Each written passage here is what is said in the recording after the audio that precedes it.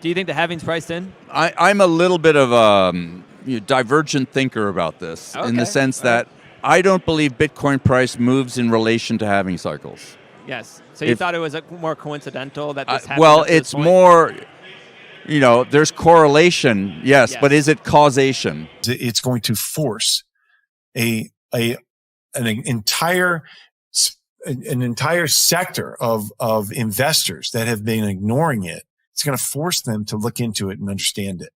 And so having that understanding is really the next big step, which makes me tremendously bullish.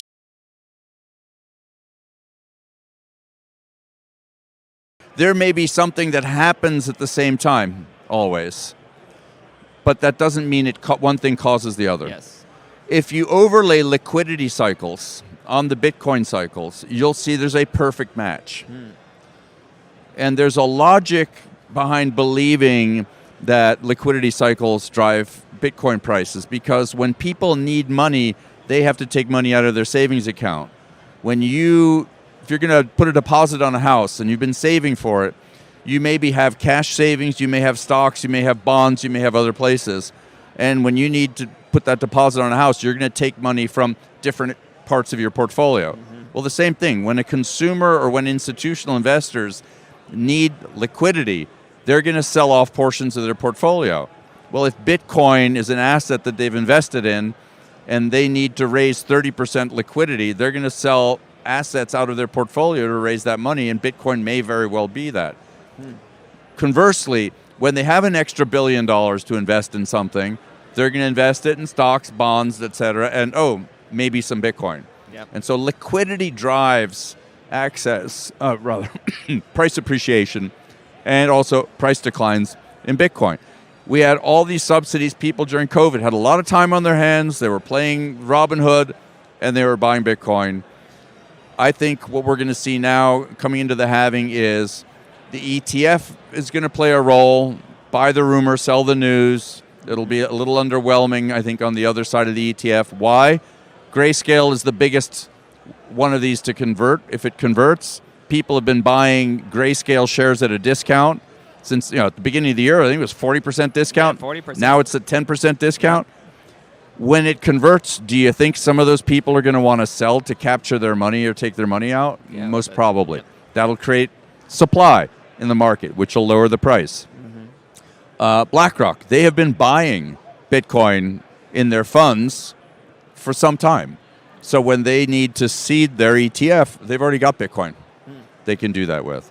Other large custodians who are holding Bitcoin for financial institutions, they lend Bitcoin to funds who need them to cover market shortfalls.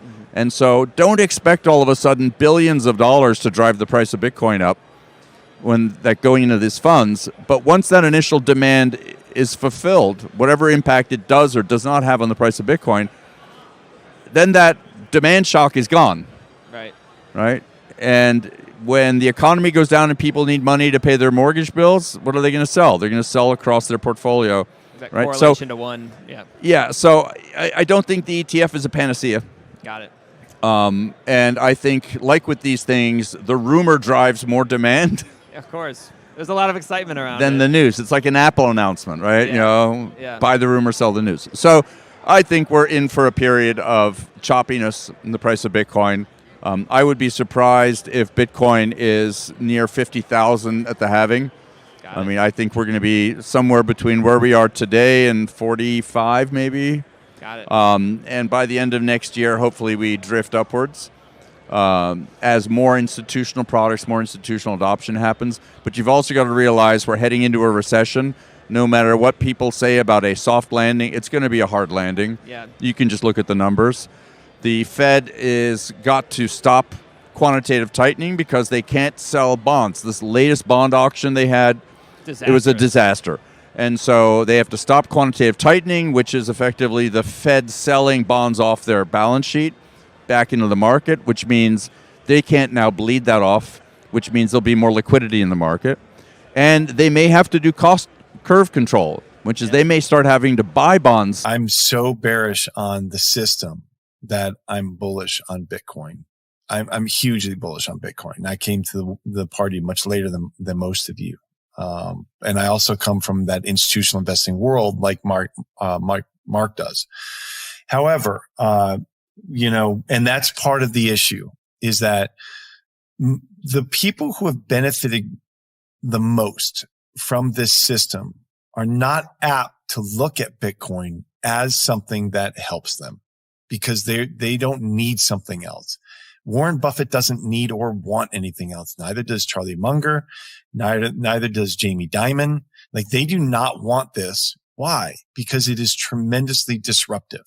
Now, why doesn't somebody like Elizabeth Warren want it? Because she cannot control you with it. It is out of her purview of control. And that's a problem for her.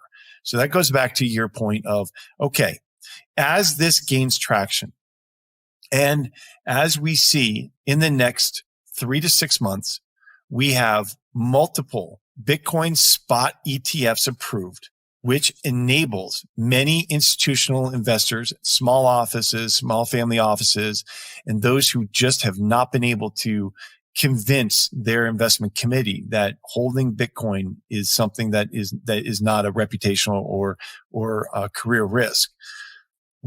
They have not been able to get to it because of the internal controls on buying, on settling, on custodying, on pricing, on market, on Bitcoin. They just have not been able to get there. And so when we do have those ETFs, it's not only going to enable certain family offices and institutions to be able to buy Bitcoin immediately. It's just like buying a stock. They can settle it with their prime broker. It's no big deal. They have a custodian already. But that's one step. The second step is it's going to force an entire sector of investors that have been ignoring it. It's going to force them to look into it and understand it.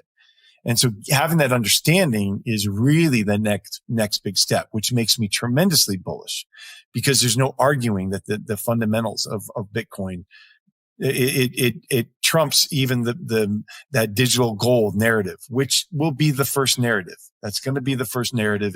I agree with Michael Saylor on this, that the first use case for most investors is going to be digital gold. Then we move into the we need to control this phase, right? So what are the options? Can they ban it? It can't be banned. I mean, you've seen what happened in China. I don't know if they pretended to ban it. It's difficult to understand what their policies are with that regime, but China is still one of the biggest Bitcoin miners on the planet, if not the biggest. So I think we get into the spot here where people are a little bit worried about, but once we get the ETFs and it's widely owned, they can't ban it.